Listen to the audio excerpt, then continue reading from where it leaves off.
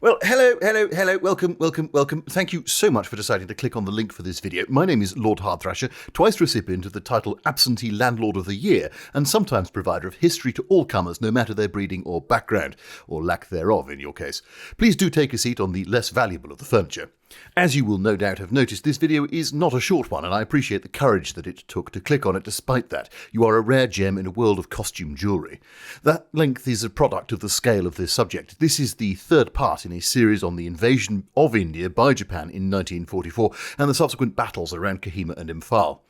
There is, of course, a vague chance that sentence makes no sense to you whatsoever, in which case don't be afraid. You can choose to drive on in here, or alternatively, if you prefer to get the thing from the beginning, you will see a clever little button at the top right marked I. Click on that, and it will link you back to the start of the Imphal series, where you too can learn about the joys of what passed for planning in the IJA and Kawabe's magnificent moustache, whilst the rest of us push on into the jungle. Before we can climb aboard the engine deck of our metaphorical Lee Grant tank, and as Jenkins moves amongst you with refreshments, I need to cover a few public service announcements. Firstly, I must point out up front that there are some truly horrible descriptions of the fighting and wounds during this video, and that I am prone to using the odd swear word. So, viewers of a sensitive disposition would be advised to take their dried frogs pills now, and be mindful of young ears that might be around. Perhaps a set of headphones might be in order. Secondly, I would like to point out that I have a shiny new set of merch, which you can find linked in the description, or you can click on the icons below. As you will no doubt be aware, there is a community of widows and orphans on my estate, and that every penny from the shop goes to a cause. Those two entirely unrelated, legally speaking, statements made, I note that the stickers are very reasonably priced and have a satisfyingly high rate of margin on them, should you wish to show your support. Or, of course, you could join the group of total legends who are my patrons and enjoy videos like this one earlier than everybody else. Lastly, it is with some trepidation that I have invested in a P.O. box, as people occasionally want to send me things, and I put the details in the description. Quite what you weirdos want to post to me is sort of up to you. All that I ask is that you include some clue as to how to thank you, and an example of your social media handle and your name or your email, something like that, which will let me respond to you. I should also note that if I wanted a pair of your mother's used knickers, I would have asked her for them already, and they don't fit. Right, announcements done. Please apply your mosquito repellent, knock back the mepicrine and the whiskey provided, and draw your cookery, because we're going to go into that bunker. When we last gathered together, the fighting across the Assam and Manipur fronts had kicked into life as the Japanese divisional commanders, Yanagida, Yamauchi and Sato, thrust their way to Tidim, Imphal and Kohima respectively. In the middle of March, they were seriously discomforting Slim's forces to the extent that 14th Army urgently needed more troops in the Imphal area right fucking now. Moreover, the British High Command was waking up to the unpleasant realisation that Kohima and Dimapur, key towns for the defence of India, were as vulnerable as an anti-vaxxer to a crypto scam. We left things last time with 4th Corps having managed to concentrate around Imphal and the newly formed 33rd Corps scrabbling to get into the battle area just as fast as it could. Technically this was what Slim had planned to do pre-invasion, but he'd assumed that the Japanese would come from the south, and perhaps at most 2,000 Japanese might go up and over the Naga Hills, whereas in fact there were about 40,000 assault troops coming over those hills and headed for gods alone knew where. Fortunately, the Japanese were making serious cock-ups of their own en route. Firstly, there was the timing. Mutaguchi Rena's plan had been to attack in the Arakan, in Operation Hargo, suck the British reinforcements south out of Imphal, whereupon he'd give it a week or so before launching Yugo to invade India proper. And this went wrong from the off. British pressure on 28th Army forced the launching of Operation Hargo earlier than had been planned, and it was stopped earlier than had been planned by the wonderful men of Christeson's and Messevy's merry men at the Battle of the Admin Box, and very few reinforcements were actually pulled from Imphal to the south. Then Mutaguchi had been hampered by constant attacks by 3rd Tactical Air Force on the forming up points for Yugo, and got a string of good old-fashioned logistical foul-ups into the works at the same time, all of which delayed Yugo by some 6 weeks, giving 14th Army plenty of time to reorganise after the initial shock of Hargo. In Mutaguchi's mind, this was bad but not disastrous. After all, there was no way that Slim could possibly move 2 entire divisions, the 5th and the 7th, from the Arakan to support the Imphal area in a short space of time. Except, of course, we know he could, because the Japanese General Staff hadn't really clocked just how good Slim's Chief of Staff, Alf Snelling, and the combined British and American Transport Command actually was, and that enabled Slim to rapidly move large bodies of troops around the battle area incredibly quickly. To make matters even worse for the Japanese, Bushido had baffled brains at Jessama, Kharsom and Sangshak, where thousands of Japanese troops had engaged just hundreds of Duke troops for no good reason other than some tosh about honour. Although they'd inevitably won these one-sided fights, the losses had been horrific. Having set out with about 20,000 effectives in each of Sato's and Yamauchi's columns and 21 days' provisions, they'd lost 6 days' marching time, perhaps 4,500 casualties, and critically, both momentum and surprise. Now, at last, they were actually set to get on with the job at hand, but the delays had eaten into their timetable and their supplies in an alarming way. Meanwhile, in the south, Yanagida's strike up from Tidim and Tamu had descended into farce, having failed on their initial objectives, and then with insufficient supplies remaining to feed his troops, Yanagida had essentially given up. A sort of civil war had then broken out amongst Yanagida's general staff, with half of them following him and taking his orders, and half of them taking orders from Mutaguchi, who was still in Burma. The net result was that Yanagida's 33rd Division had moved ponderously slowly up the road, lagging well behind the retreating 17th and 20th Indian Divisions, which in turn allowed them to take their sweet time about breaking through roadblocks which were in their way and then getting back up to Imphal. But despite these, shall we call them operational discussion points, Mutaguchi remained relatively bullish. His forces were advancing, the British were retreating. Big tick. If the leader of the Indian National Army, Chandra Bose, was to be believed, then India was about to rebel and fall into the hands of the Japanese. Any second now, honestly. Just any second. True, the Commonwealth forces had not panicked and fled as expected, but there was a palpable sense of confusion in the British High Command, and Mutaguchi thought that, all in all, it could have gone worse. In his mind, all that he really needed to do now was to close his fingers on his hand and grasp all India by the throat. 5th Indian Division's 161 Brigade, commanded by the wonderfully nicknamed Brigadier Dermot Daddy Warren, had been flown into Dimapur directly from the Arakan, and by the 1st of April, all 3 battalions, numbering nearly 6,000 men, were establishing themselves in Kohima. The settlement was not in a good way. There was no barbed wire, no mines, no proper defences, no slit trenches, no firing points, thousands of non-combatants kind of just milling around, and a tiny garrison under the command of Colonel Hugh Richards, who'd barely arrived himself 10 days previously. 161 Brigade were then most welcome. The problem was that up the tree there was a bit of a flap going on. The potential for tens of thousands of Japanese bayonets to the nether regions had unsettled the complex British command structure, and the arrival of 161 Brigade had made things even more confusing. Technically, this whole area fell under the command of a chap called Major General Ranking of 202 Line of Communication Area Command, based in Dimapur, and he was frantically trying to organise some kind of a defence whilst shifting as many of the 45,000 useless mouths out of his base area, PDQ. However, to make sure that 5th, 7th and 2nd Divisions had cohesion, Slim had formed them into the newly formed 33rd Corps under Montague Stopford. All quite sensible stuff. Equally sensibly, Stopford had based his HQ at Jorhat, 65 miles north of the Dimapur-Kohima road, in theory then able to jump to whichever of those points he needed to go to. The problem was, 65 miles in this kind of terrain might as well have been on the fucking moon, and as yet he had only the 6,000 men to hold off 20,000 Japanese who might go for any one of Imphal, Kohima or Dimapur. A hard decision was required. Where do you put the troops that you've got? Imphal was covered by 4th Corps, so Stopford knocked that one out of his mind and said he didn't need to worry, quite rightly. That left Kohima isolated and possibly easily bypassed, or Dimapur, which was the critical logistics hub for both British and American operations. Stopford chose Dimapur. On the 3rd of April, he ordered 161 Brigade to leave their half-finished defences at Kohima and march onwards. Problem was, Stopford had never actually been to either place, and he was basing his decisions on the map and the strategic imperative. It's not necessarily his fault, he had only just got there, but this was a huge mistake. Dimapur had all the defensive potential of a Victoria sponge at one of Her Ladyship's coven lunches. Kohima, on the other hand, could be baked as hard as dwarf bread. General Ranking, base commander at Dimapur, was so flabbergasted at this decision that he rang Slim's HQ to protest at the move. He felt, rightly as it turned out, that Kohima was the key to the battle area. Lose that and you lost an eminently defensible position, control over the road, and you would allow the Japanese to flood into India, bypassing Commonwealth defences at Imphal and Dimapur. Whether Slim thought that he couldn't overrule Stopford or whether he felt that Ranking was panicking unnecessarily, it's hard to know, but he refused to countermand the order to move. This was a serious error by Slim. By the 5th of April, with reports of what had happened at Sangshak, Jessama and Kharsom in front of him, Ranking's continued protests and news that Kohima was already under attack, Stopford realised that he'd made a colossal cock-up. 161 Brigade was ordered to turn around and march back down the road that it had just come up, but it was tired, moving slowly and now under intermittent Japanese fire. On the 6th of April, as the Japanese cut the road, the leading elements of 161 Brigade, a total of 446 men of the 4th Battalion, Queen's Own Royal West Kents, led by Lieutenant Colonel Texas Dan Laverty, marched into Kohima. Fewer than half would march out.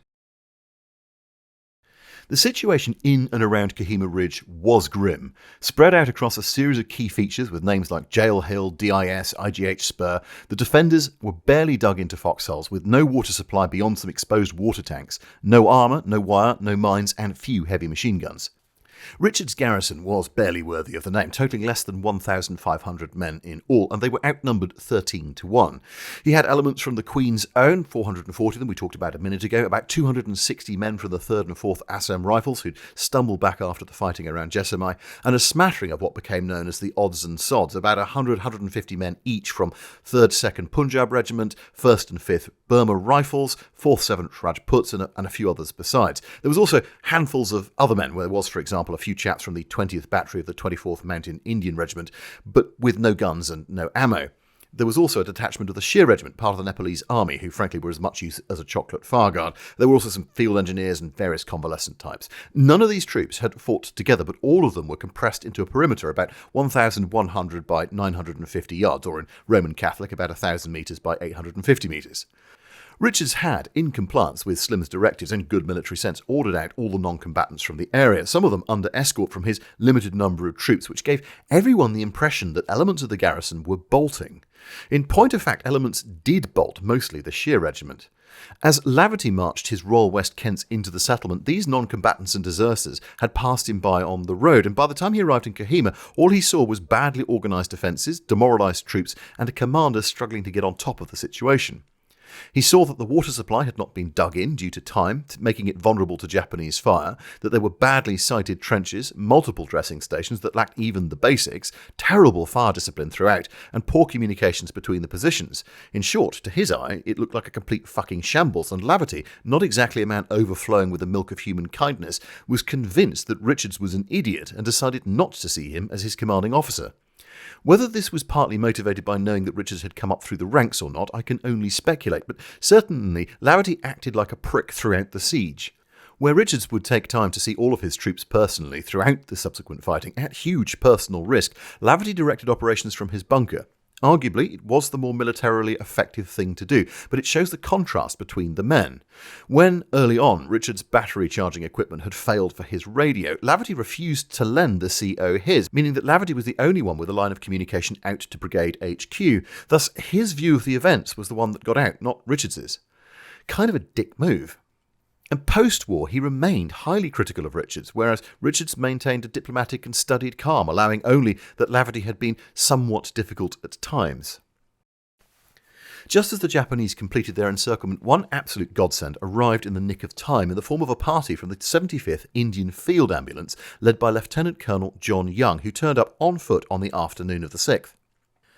That morning, having heard that the road had been closed, Young had gathered a party of volunteers and, after a conference with Daddy Warren, had set off to try and help. It was an act of extreme bravery. 161 Brigade was itself by now surrounded, although it was in much better shape than Kohima, and the risks that Young took were extreme. Immediately on arrival, he began to consolidate the Advanced Dressing Station, or ADS, into one point on Garrison Hill, dug in and got the situation roughly under control. In the first hour alone, they treated 65 wounded men. They even managed to get a small column of the seriously wounded out to 161 Brigade HQ that night under the cover of darkness. Like the Royal West Kents, 75th Indian Ambulance were also veterans of the First Arakan campaign, and both units knew one another well. This bond and the presence of trusted and competent medical personnel acted doubly to stiffen the sinews of the garrison, and it's not an exaggeration to say that without them, Kohima would have fallen within days. War is horrific at the best of times, but the conditions for the wounded on Kohima Ridge were almost the very worst that troops faced on any front. Lacking water, anaesthetic, basic drugs and bandages, 75th Ambulance did their best, but they were forced to leave men outside of the trenches, lying on stretchers in full view of the enemy, who took to plastering them with mortars and artillery on a regular basis. Unable to move, the boys would try and pull blankets up over their faces as if they were children trying to hide from monsters in the dark, even as shells crashed around and amongst them, wounding, rewounding and tearing them apart. Young and his men dug frantically to try and accommodate more wounded within some kind of protective works, but these collected water and threatened to drown the men when it rained, and it didn't stop the plunging fire from Japanese mortars. Gas gangrene was unstoppable, disgusting and horrific, a form of necrosis caused by moisture and rot on human flesh. And once it had set in, it created pustules that oozed foul liquid, whereupon secondary infections would kill slowly over several days without even the cold comfort of unconsciousness. In a desperate attempt to try and save lives, Young resorted to the age-old treatment for gangrene, amputation. Working by the light of a flickering gas lamp and protected from enemy bullets only by blankets, without water anaesthetic or plasma, he sawed away on the limbs of men who would otherwise be doomed to an agonising death. As the noose tightened, air supply became next to impossible, but the irrepressible men of the RAF and the United States Army Air Force Troop Carrier Command tried anyway. In order to stand a chance of hitting the postage stamp of Garrison Hill, they flew low and slow, throttles right back, into a hail of small arms fire and light flak in a heroic but often futile attempt to get some kind of support into the beleaguered garrison. Over the next 14 blood-soaked days, Richard's tiny force held on against overwhelming odds by the skin of their teeth. The young men of 4th Battalion Royal West Kents and the Assam Rifles were slowly, inch by bloody inch, pushed back in the face of constant bombardment, human wave attacks, and an apparently implacable enemy who by day was never visible and by night came on in screaming waves of horror. The dead piled up in front of the defenders' positions, but were then ground up by the near-ceaseless artillery and mortar bombardments, which turned rotting human remains into flying debris of blood, bone, mud and flesh. The men were overseen on all sides by the Japanese who had the high ground across the road, and they were forced to stay in tiny foxholes swimming in their own shit and piss and buzzing with flies. Water was a constant challenge for everybody. At the start of the battle, Richards ordered his HQ onto 3/4 of a cup of tea twice a day, 3 full cups for the troops in the trenches and half a pint for the wounded. This was soon reduced to half a cup for everybody. Thirst became an obsession until, mercifully, from the 10th of April, the skies began to open with rain showers, allowing the men to at least lean their heads back and catch a few precious drops of moisture on their tongues.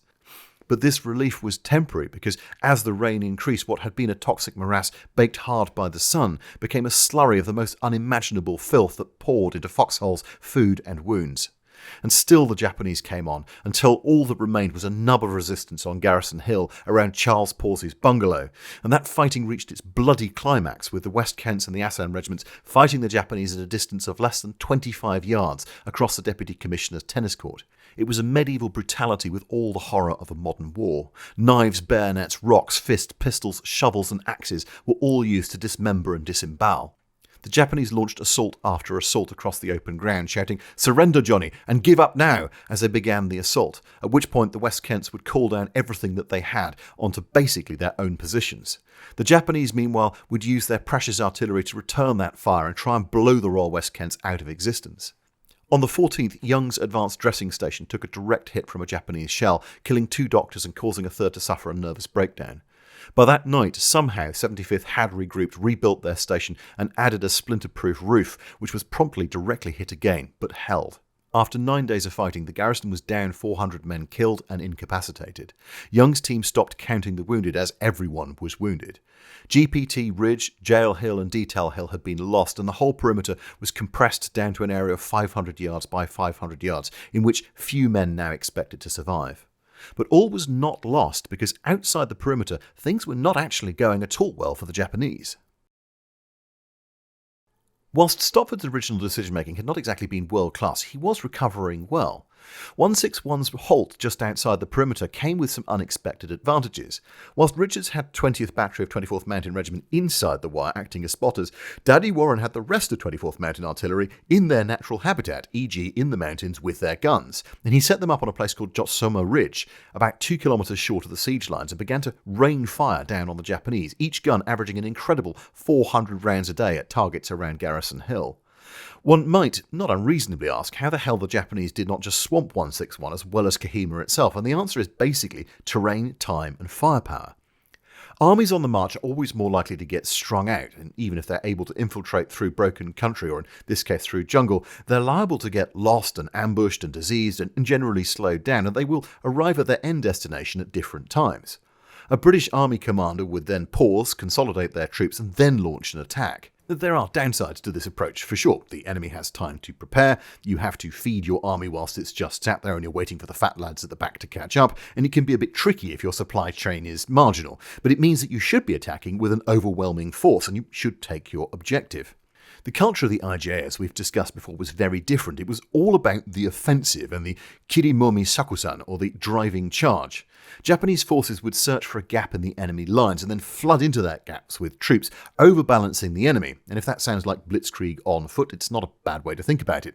This was really about creating what the Germans would call a Schwerpunkt, a point of pressure with local superiority of numbers and forces, breaking through the enemy's lines and then driving in constantly so that they could keep hold of the initiative. Combine that with some bullshit about treating death as light as a feather, and sure, it all sounds very martial and very good and can be very effective. Except, if your army has just marched 100-odd miles over nightmarish country, they might be just a tiny bit knackered.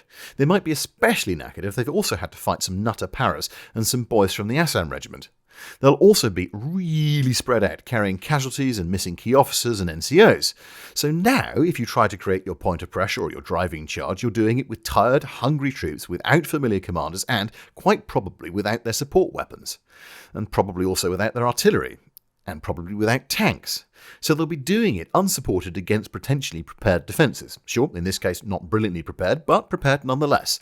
Suddenly this approach looks more than just a little bit sketchy and stupid, because if Sato had waited just 5 minutes before rushing headlong into the attack, he would have had literally a 20-1 advantage, basically anywhere that he chose to have it.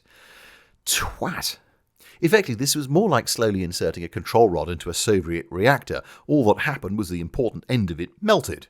Each time Sato ordered an attack, the best men, the fittest and most motivated ones, who turned up before everybody else, got to die for the emperor on a ridge in India, until eventually Kohima Chernobyl exploded. I think that metaphor may have got away from it, but fuck it, we're leaving it in. To make matters worse for Sato, 161 was there, as we've discussed before, applying pressure to his rear, and the RAF 221 group was applying explosive metal from the air, all of which meant that the life of a Japanese soldier in the hills around Kohima could be nasty, brutish and short. Sato had been promised at least 10 tons of supplies at Kohima each day, but had received almost none at all. Mutaguchi had no means of getting them there, thanks in part to his piss-poor planning, and also due to the attentions of 3rd Tactical Air Force along the Chindwin River. Having carried 21 days of rations into battle, and having destroyed the entire Naga village network by this point, his men were beginning to starve. 58th Regiment in front of Kohima adopted a poem. Where there is no more rice, we eat grass. Where there is no more tobacco, we smoke weeds. Where there is no more bullets, we fight with flesh. The flag of the rising sun raised in Kohima. Thank you for your troubles, thank you for your troubles. With only 3 shells per mountain gun, even 58th Regiment soldiers cannot hold Kohima. Yeah, okay, it loses something in the translation, to be honest, but you get the idea. With each passing day, the British and Indians grew stronger as 2nd Division came down the road from Dimapur, and supplies were dropped into 161 Brigade's positions. As one Japanese commander wrote bitterly in their diary, "How can we defeat an enemy who has sent whiskey and shaving kits whilst we eat grass?" And then, to make matters infinitely worse for Sato, Mutaguchi Reina decided it was time for his masterstroke. He ordered Sato to detach significant forces to go and take Dimapur. Mutaguchi had always wanted to take Dimapur, but had been expressly ordered not to extend that far by his chain of command, a fact that Sato had grasped early on and planned to use at an appropriate moment. We started all of this by pointing out that Mutaguchi did not get on with his subordinates, and by not get on I mean they were a fraction of a second from drawing weapons on one another. We saw earlier how General Yanagida had effectively stalled the advance on Imphal, and we will come to General Yamauchi in time, but Sato Kotoku was a master of Mutaguchi baiting. Their mutual loathing was partly as a result of class and career and pre-war rivalry, and crucially Mutaguchi's promotion to what Sato thought should be his job as Army Commander of 15th Army. He thought that the whole Imphal operation was a mistake, that going for Kohima and not fighting the British at Imphal was stupid, and he thought his commander was stupid. I will merely observe that Slim was once offered the chance to conduct an assassination airstrike at Sato's HQ, in the near certain knowledge that they would get him. Slim forbade the mission on the basis that Sato was too much of an asset to 14th Army. I digress. Back in the mists of time, I had explained that Mutaguchi had issued a verbal order to Sato to go and try and take Dimapur.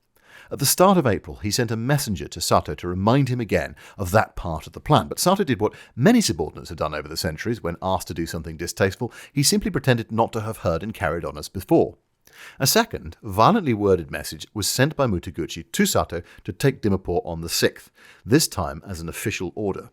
Sato now adopted that old union worker trick of hoisting his manager by the rulebook and played completely dumb and completely straight. To comply, he said, with this important new order, one which was obviously totally unexpected and which Sato had never heard of before, he would naturally need some air cover.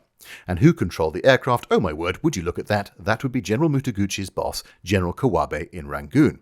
Well, better send the acknowledgement of this new order to him, along with a request for supporting aircraft, just to speed things up, you understand. And you know what? Better safe than sorry. Probably Count Terauchi in Saigon would also want to know about this and might be able to help get those aircraft. Better copy him in too. And actually, you know what? Thinking about it, really, planes are quite valuable. This is such an important and official order. Better copy in General Headquarters in Tokyo too. Oh no, General Mutaguchi, was I not supposed to tell anybody? Oh, how terribly unfortunate. Are you in a lot of trouble? Oh well, never mind, carry on. Kawabe had in fact been expecting this to happen and immediately issued a countermand order to Sato, who immediately recalled the 2 battalions that he dispatched towards Dimapur, and Mutaguchi was left venting his fury at his staff back at Myanmar, but unable to do anything more. The much-vaunted 2nd British Division, under the command of General Grover, finally began arriving after their nightmare railway journey from the other side of India and subsequent march from Dimapur. By the 14th of April, 9 days after the start of the siege, they were reporting that they were 10 miles short of the ridge, and the next day made contact with the encircled, but very much alive and happy, 161 Brigade, and began to feed units through the 161 battle area. This in turn put even more pressure on Sato's rear, forcing him to weaken his grip somewhat on Kohima, as he had to turn and face this new enemy, but it did not mean that the fighting was over, far from it. On the tennis court, by the 16th, human wave attacks from the Japanese were beginning to tell. Simple numbers meant that even though the lines were pre-sighted, even though there was artillery and mortars that were ranged in, even though there was Bren ammunition, a breakthrough by the Japanese looked likely. If it did fall, Garrison Hill would be next, and every man in the perimeter would die. Morale amongst the troops was beginning to ebb as fatigue and fatalism settled in. However, Major Calliston of the Assam Rifles decided that, since there was an excellent chance of dying anyway, he'd quite like to die doing something monumentally stupid, or perhaps, if you look at it from a different point of view, monumentally brave. He organised a, quote, morale-lifting raid, unquote, which he proposed to lead. He and 4 comrades, covered by Sepoy Wellington Massar on a Bren gun, pulled pins out of grenades, sprinted forward to the enemy positions, lobbed the mill bombs through the gap, killed a machine gun team and captured documents before sprinting back. Massar's gun jammed as the party was returning, and the Japanese opposite him were able to lift their heads, see that the Sepoy was lying on a billiards table in what had been the clubroom, and opened fire. They hit him in the leg. He refused evacuation to the dressing station and carried on fighting. Sadly, he died of gangrene a few weeks later, aged just 19. On the 17th, the remnants of Bruno Brown's Assam Rifles, the men who'd fought with such courage at Jessima, were finally thrown off Supply Hill and the Kukri Piquet, leaving the entire garrison in an area no more than 350 yards across.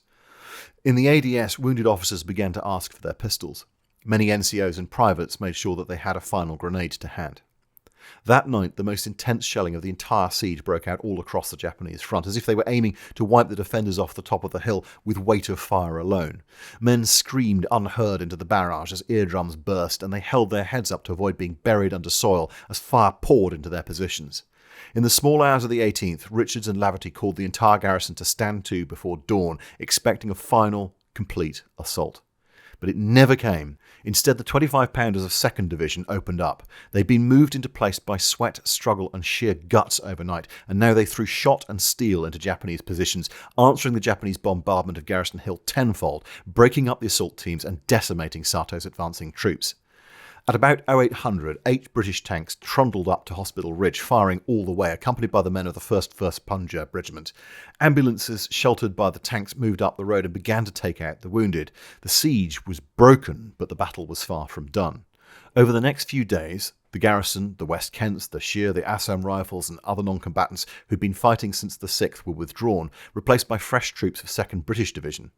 Of approximately 2,100 men who'd actually wound up fighting at Kohima, 1,362 were killed, wounded or missing. Of the 446 men of the 4th Battalion Queen's Own Royal West Kent Regiment, the Dirty Half-Hundred as they had been known, 78 were killed and more than 200 wounded. The 2nd Division troops marching up to take over Garrison Hill clapped the dazed scarecrows coming the other way. When those scarecrows reached Dimapur, they were given hot baths, clean clothes and military cots. Many slept for days. One man who didn't walk out of Kohima was Deputy Commissioner Charles Pawsey. When the Japanese had first approached, he'd been given the chance to get in a truck and escape, but realising what might happen to the Naga people and to British prestige, he elected to stay on Kohima Ridge. There, this veteran of the bloodiest fighting of the First World War held to his post during some of the nastiest of the Second. He would go on to see some 30,000 locals were fed, watered and had their homes rebuilt after the fighting was done. Importantly, his presence convinced many local tribes that the British really were there to stay and that they offered protection from the horrors of the Japanese. Slowly, in the darkness, as the Japanese began to weaken from hunger and combat, reports began to filter through to Sato's headquarters of sentries that went missing in the night only for their decapitated bodies to appear in the morning, of groups of Japanese who strayed out of camp looking for supplies going missing and never being heard of again, of supply columns being massacred on the road by forces unknown.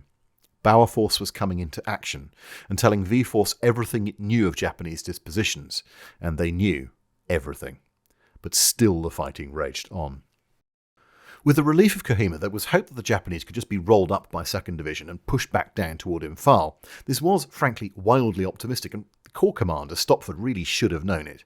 The Japanese did what they always did when they were out of options. They dug in and held the ground they had and prepared to die for the Emperor.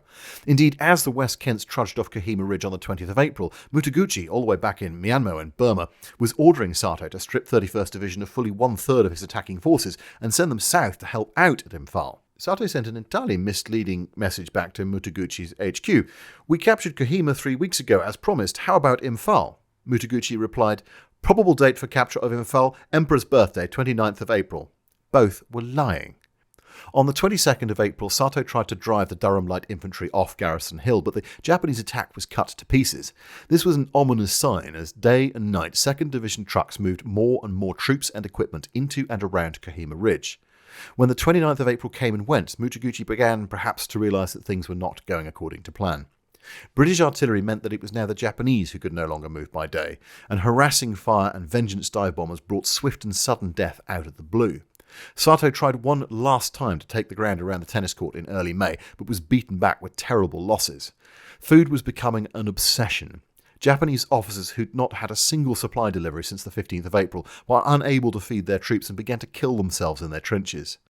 But what the Japanese had found about trying to winkle troops out of prepared positions at Kohima now applied to the Duke forces. Slowly, too slowly for Slim or Stopford's liking, the men of 2nd Division closed like a fist around the Japanese dug in on the hills that they'd captured at the start of April. The fighting was incredibly close quarters and brutal, even by the standards of the Kohima battles. In total, 4 brigadiers were killed and wounded during the course of the assaults. Company commanders and platoon commanders were killed so fast that their men barely got their names. As with the American experience in the Pacific, when trying to weed Japanese out from prepared positions, the reality was units fed into battle could only do that for a few days at a time before having to be rotated out or be destroyed. Tanks played a critical role in driving home the attacks, none more so than Pawsey's bungalow. It had been captured by the Japanese in mid-April and was still in their hands a month later. The Royal Engineers managed to get a bulldozer to plough a track up to the house, along which rolled an M3 Lee Grant of the Royal Armoured Corps, which, having had to negotiate a drop of some 10 feet to get to the level, opened fire with its 75mm at point-blank range, throwing out 40 or so Japanese troops who were then promptly machine-gunned. By the end of the 13th of May, after days of bitter fighting, the whole position was back in Duke hands, and by the 15th, Sato had given up the fight, and Kohima Ridge was all back in 14th Army's control, but it would take another 3 weeks before they could link up with the troops at Imphal. But if things were bad for 2nd Division, for the Japanese things were going from bad to hell in a handcart. By the middle of May 1944, Lieutenant General Sato Kotoku had reached a point of no return in his mind. Kohima could not be taken. His worst fears about a lack of supply from far-off friendly bases had come true. Every one of his suspicions about Mutaguchi Reyna's blockheaded arrogance had been proved right, and his men were being annihilated as a result. An American division of around 15,000 men operating in the Pacific consumed about 700 tons of supplies a day. A British division in Europe of around 13,000 men required about 400 tons. An Indian Army division of a similar size in Burma needed about 150 tons a day. Sato, with perhaps 8,000 men left to feed, asked for just 10 tons a day, and he did not even get that. In fact, Mutaguchi was only getting a total of 400 tons into India to feed 85,000 troops, most of which was going to those around Imphal. In life, there are few more unpleasant feelings than when someone who works for you calls you out in front of your boss. For example, Jenkins has been known to tell her ladyship that I've not been sharing the box of Cuban cigars that I carefully bought for the staff with the staff. And since, according to peace accords reached with her ladyship over the years, I do not officially smoke, this is a bit of a problem. Said box of cigars is then produced and duly handed round to the staff as I make promises to Jenkins under my breath about what will happen to him next time she takes the undergardener off on one of her flower arranging courses. As with Jenkins, so with Sato. He returned now to his second front for combat operations, that with the General Staff of 15th Army HQ and with Lieutenant General Mutaguchi Reina specifically. He sent a signal to Burma Army HQ, that is Mutaguchi's boss, Kawabe, demanding supplies to be dispatched to his army immediately and explaining that he had now been almost a month without anything. When rebuked by Mutaguchi for talking to the boss, Sato doubled down, sending a signal along exactly the same lines to Kawabe's boss, Count Terauchi in Saigon, who was effectively in command of all troops in Southeast Asia, but there was no response. Sato then did what any commander would sensibly do in his position and decided to withdraw from Kohima unilaterally. Having lost by this point almost the entire Kohima position anyway, and with the monsoon now in full force, on the 26th of May he sent a signal to Mutaguchi's headquarters. We have fought for 2 months with the utmost courage, and we have reached the limit of human fortitude. Our swords are broken and our arrows are gone. Shedding bitter tears, I now leave Kohima. The very thought of it is enough to break a general's heart. Mutaguchi was gobsmacked and threatened to court-martial him. Sato responded, "Do as you please, I will bring you down with me." And a little later, "The tactical ability of 15th Army staff lies below that of cadets." He then shut down his radios. Sato, and in effect the entirety of 31st Division, had gone rogue.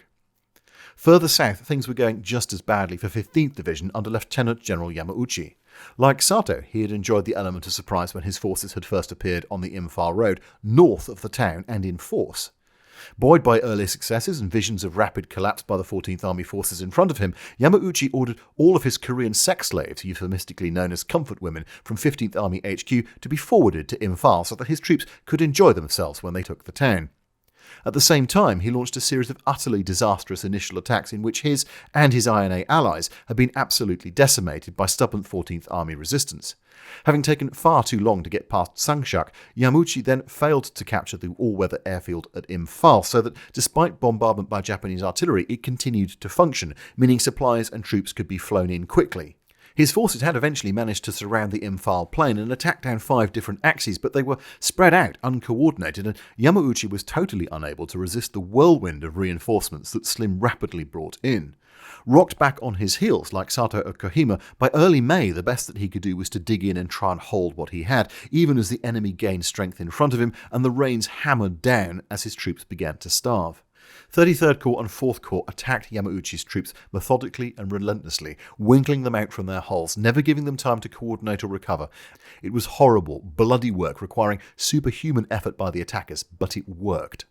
Slowly, far too slowly, Mutaguchi began to realise that the wheels really had come off and roused himself to leave the pleasant surroundings of Myanmar for a forward headquarters in Tamu, but it was far too late. British people are supposed to be very good at maintaining a stiff upper lip and not saying what they really feel, leaving the listener to translate. I've always rather felt that this characterisation is something of a myth put about by that particular breed of American who likes to state the blindingly obvious as though it was cutting insight. Either way, we do not have a patch on the Japanese, and there's a whole subculture of something called harige, or belly art, which is supposed to allow, through a complex combination of facial expressions and one can only assume telepathy, two people to communicate without saying what they actually mean. Or to put it another way, if you think really, really hard about a thing, the other person will know what you intend. Now look, if you're doing this over a beautiful girl or in the light of a cherry blossom or some shit, okay, fine, I guess, sure, whatever. It won't work, but no harm done. But if you're trying to do this because you want to save the lives of tens of thousands of your own troops, well then pucker the fuck up, big boy, and speak, you cowardly piece of shit. On the 6th of June, General Kawabe and his massive moustache flew to the forward headquarters that Mutaguchi had established at Tamu to see if his subordinate was all right. Mutaguchi was very much not all right, but he tried to use belly art to convey the same to his superior, hoping that somehow General Kawabe would know that Mutaguchi needed to withdraw his troops as the operation was becoming a disaster. However, what he said out loud was only that he needed some fresh troops. Kawabe, with a studied lack of curiosity, not wanting to hear bad news, said fine, and that he would send more troops from Thailand to start the journey towards Imphal. This was insane. By both of them. They both fucking knew that they needed to withdraw, that their men were being blown apart in the hills around Imphal and starving because neither of these wombles understood logistics or apparently belly art, and an operation that had failed this badly would go on failing, and that defeat for 15th Army would turn into catastrophe if nothing was done. Both men failed to mention important facts. For example, Mutaguchi didn't even mention that Sato had gone off the deep end, nor that Yamauchi by this point was dying of TB and that Yanagida had been fired. Kawabe neglected to mention that the troops that he promised from Thailand would take at least 6 weeks to arrive. Slim made an observation after the war that a general's job is to try and balance determination against flexibility. You have to be determined enough to drive an objective through, even when you're taking losses, but you need flexibility to change that plan, to walk away from it at a certain point. He banked on the Japanese determination to massively outweigh their ability to be flexible on the Imphal plain, and he was proved to be spot on. Mutaguchi continued his endless stream of wildly out-of-touch of orders to Sato's decimated 31st Division, telling them to combine with 15th Division and to strike this way, that way, the other way. Sato ignored them all, quote, as if they were the orders of a madman. On the 22nd of June, 33rd and 4th Corps met at milestone 109, ending the Imphal siege. On the same day, Mutaguchi finally messaged Kawabe for permission to withdraw, but this was the Japanese High Command, so silly buggers continued. Kawabe naturally passed this request upwards, doing what my old boss used to call presenting management with a glittering turd, rather than making a decision himself. His boss, Count Terauchi, of course, couldn't come to the phone and could only be approached by a personal envoy, and this was in the middle of the monsoon, so the messenger couldn't reach him. Terauchi finally granted permission to withdraw on the 8th of July 1944. Still, Mutaguchi didn't issue the formal order to retreat until 20th of July, but in the end it didn't matter. His starving army was already in full flight. The bit of paper granting permission was simply acknowledging what was reality on the ground already.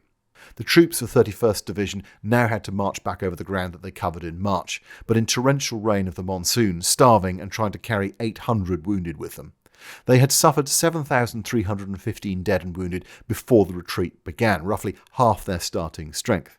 There was no food, no medical supplies, and no shelter from the endless rain, and no let up by 14th Army and V-Force scouts and vengeful local people. Slim knew that he would now need to ask his army for the impossible. He needed men who just survived a series of horrific, close-fought battles, some of whom had been in constant contact with the enemy for 8 months, all of whom were on half rations, to pursue the Japanese over the worst country imaginable in the middle of a biblical monsoon which was washing away roads, drowning pack animals in mud, and making air supply unspeakably dangerous. But it had to be done. Down towards Tidim, over to Tamu, from Imphal and Kohima the pursuit was relentless. Japanese rearguards left to die and slow down the advancing British and Indian forces fought fierce actions to hold hills, roadblocks and bunkers, forcing Indian and British commanders to spend lives clawing the land back inch by bloody inch or bottle them up and wait for them to starve in place. Japanese warrior and willpower cost many lives. As Slim put it, if we had to take a position with 500 Japanese in it, we had to kill 495 of them and the other 5 would then kill themselves. But behind the crust of defence was a mass of starving humanity on the move as 15th Army disintegrated. In the columns marching toward the Chindwin, hunger and disease struck at the core of the retreating Japanese like hammer blows, worse by far than their battle casualties. It is unlikely that many of them found much in the way of imperial glory in their deaths on that march. Amoebic dysentery, difficult to manage even with good medical facilities, killed men who died in pools of bloody indignity, trousers around their ankles thousands of miles from home. Men were reduced to eating roots, branches, their pack animals, shoe leather, prisoners, and one another. Wounded were thrown out of stretchers into ravines, and others were simply dumped on the roadside. Men killed themselves in pairs with grenades. Others lay their belongings out, folded their arms, and died where they lay. Rumours of food dumps led to mass stampedes, followed by disappointments, ennui, and death. It's sometimes implied by writers on the Second World War that Allied armies, be they American or British or Soviet, enjoyed an unfair advantage against their enemies, that they outnumbered them or that they had more firepower or more tanks or whatever. Well, yeah, that's how you win. Even back in the day, when everybody fought with sharpened mangoes, you won by making sure that you had more sharpened mangoes at the point of engagement than the enemy did. And you did it using logistics. It's ever been thus, from prehistoric battles at places like Birdlip Hill, which left 2,000 flint arrowheads behind, to Agincourt, to the fall of France in 1940. People who think that war should in some way be fought between equals and somehow it doesn't count as a real victory if they're not are idiots. They're people that have never had enemy troops come charging at them out of the darkness with the express intent of cutting their balls off. The point of fighting a war is to win. The best way to win is to kill the other guy in large numbers and lose a few of your own troops as possible, and thus a good general is one who brings about a preponderance of stuff and men and uses it to create an unfair fight at the point of contact. Or as Slim rather succinctly put it, the object of war is to hit the other bloke as hard as you can in the place that hurts the most when he isn't looking. Initially caught off guard by the strength and positions of Japanese in the attack in March, Slim took huge risks to go from a 10-1 disadvantage to a 5-1 advantage, mostly by using air power. Over the 76 days of the siege of Kohima and Imphal, Allied air forces flew 30,000 sorties, bringing in supplies and troops and letters and rum and ammunition and fags and every other imaginable accoutrement of warfare, and dropped hundreds of tons of exploding metal on the enemy. Slim fought the battle he wanted to fight, having judged perfectly the enemy's intentions and weaknesses and his own strengths before it started. That the initial shocks and uncertainties hadn't overwhelmed him or his army was testament to the preparatory work he and his commanders had done and the guts of his troops. There were cock-ups in command, there always are, but 14th Army responded magnificently overall to whatever the Japanese threw at them. 17th Indian Division's retreat from Tiddim would have been a bloody rout in 1942, but in 1944 it was a disciplined withdrawal in contact that conformed to the shape of the plan that Slim and Scoones had put together pre-battle. Cowan, 17th Division commander, could rely on his troops and on his officers and on Slim, and they on him. In this, they were aided by their enemy's muddled objectives and thinking. But war is so often a contest that's won by the side who fucks up the least, and that was certainly the case here. The battles around Imphal in 1944 led to the largest scale defeat the IJA suffered anywhere in the Second World War. The three core divisions, 15th, 31st and 33rd, lost an average of 82% of their strength killed. Of the 115,000 men eventually involved in Operation Ugo, in all 68,000 became casualties, over which 45,000 were dead by December of 1944. 250 guns, all of their tanks, most of their motor transport and pack animal trains had been destroyed. And another 15,000 troops were lost by 28th Army in Hargo in the Arakan, meaning that Japanese losses came to more than 90,000 casualties in all. And with almost no medical care in the field, crappy logistics and no means of evacuating the wounded, they died in droves. Meanwhile, Uncle Bill's 14th Army, across all operations from January 1944 to September of 1944, suffered 24,000 casualties. Casualties who received the best medical care that they could, meaning that many returned to fight at the front again in quick time. It was a stunning victory. But for a while it had been a bloody close-run thing. These things always are. Had Sato turned on to Dimapur as Mutaguchi had urged, or had the attacks of Yugo and Hargo come at the same time, or had 31st and 15th Division not got bogged down in pointless fights on the way, things may have gone differently. But then, if my auntie had balls, she'd have been my uncle. That's not what happened. And the rest is idle speculation, appropriate perhaps to tabletop war games, but little else. This was a victory, though, that went largely unnoticed at the time. In the 8 long bloody months that 14th Army had been fighting, it had barely moved on maps in London and Kandy and Washington. From the start of March to the breaking of the siege around Imphal in June to the grinding advances to the Chindwin in October, perhaps 160 miles at most. Meanwhile in Europe, of course, D-Day had happened, Paris had fallen, Market Garden had failed, and the British and US troops were camped on the banks of the Rhine, and the Red Army was rolling up to the German border. Burma was, once again, lost in the noise. As Slim's army pursued the Japanese out of India in September of 1944, the Labour MP Arun Bevan got to his feet in the House of Commons. He'd been sent, he said, a poem, which perhaps was too crude a way to describe what he was going to read, by a soldier in the 14th Army, but he'd like to read it out nonetheless. There are men who shed their blood amongst the filthy Burma mud, on the Arakan front and Imphal plain, in blistering heat and bloody rain.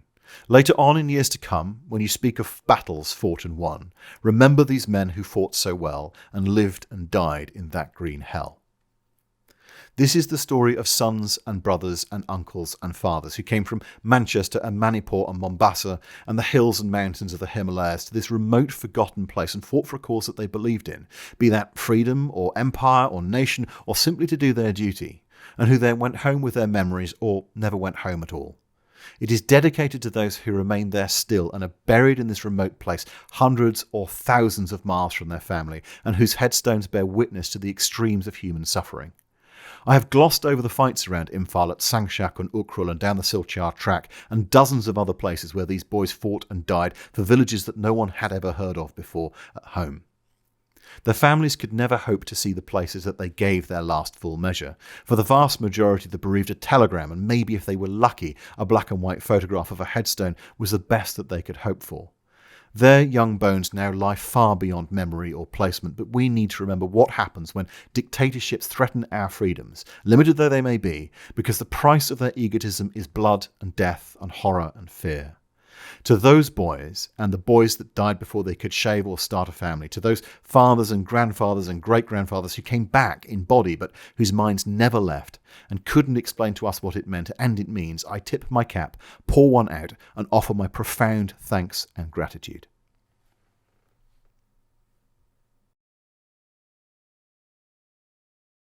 Well, thank you so much for joining me on that epic trek up and down the Great Road, and my hearty congratulations on reaching the end. Please do feel free to peel off your wet uniforms, put your various weapons into the honesty locker, and give Jenkins any heads you may have about your person for the sacred tree. You'll find a big white fluffy toweling dressing gown underneath your desk, along with a nice flask of cocoa under your seat. I hope that you've enjoyed our time together and perhaps learnt a thing or two. If you have done so, then please do feel free to hit the like and subscribe button, or indeed join the wonderful, well-built, powerfully intelligent, and generally deeply attractive patrons who made all of this possible. I admit that when I first set out on this path, the battles around Imphal and Kohima filled me with dread and intimidated me. It's a bitty fight, it's very confused, it's very spread out, there are so many names and places and key figures, and it can get really confusing. And the more observant amongst you may have spotted that I've deliberately not gone into the weeds around the five fronts on Imphal, for example, because I just think it's too complicated to try and get over in any great detail and doesn't really add to the overall narrative. However, you might want to go into more detail, so I'm going to talk about some books in a second. I had to lean very heavily on some key texts to try and pull this narrative together, but being deeply dyslexic as I am, as well as very busy, it's enormously helpful to me to have a physical copy, a Kindle copy, and an audio copy of everything where I can anyway, and really, I couldn't have done that without the help of the patrons. It would just cost too much money. So thank you to them for their assistance. If you want to dive in and learn more and find out about those fights around that area, for example, then I highly recommend Rob Lyman's A War of Empires, which covers the entire campaign in exhaustive detail whilst remaining really very readable. Fergal Keen's Road of Bones is also brilliant and focuses mostly on Hugo, so the fight into Imphal, rather than anything else going on in the campaign. It's especially good for the Japanese perspective. I highly recommend it. Slim's own biography, of course, Defeat into Victory, remains one of the most readable and relatable military biographies I've ever read. It's very, very good. I highly recommend Jack Barish's book Forgotten Armour, which is genuinely brilliant, and if you want to see an interview that we did together just before Christmas, you can see it elsewhere on this channel. James Holland's admin box we've talked about before. It's super and it covers Hargo in a lot of detail in isolation. Again, well worth reading. There's another book which tends to get thrown up by Amazon quite a lot, and I wouldn't recommend it. It's Frank McLinn's The Burma Campaign. It's a really weird book because it reads more like a sort of gossip column half the time than an actual history. He's quite good in places, particularly around Wingate in the Middle East, but I know he gets some stuff wrong when I've gone to fact check it, and I'm a little bit concerned about how much stuff he's got wrong, so I wouldn't trust it. Okay, that's what I've done in terms of the key text. There's a whole list of other stuff in the bibliography if you want to have a read. If you're curious, do feel free to message me. My email address is lordhardthrasher@gmail.com, so just drop me a note on there if you want to know more, if you want some advice. Given how long we've been going, I'm going to wrap things up there, but suffice to say that we will be back after a short pause whilst I recover from this current bout of malaria, and then I shall gird my loins for future endeavours in a couple of months' time. But until then, my lords, my ladies, my wonderful others, I bid thee adieu and au revoir for now.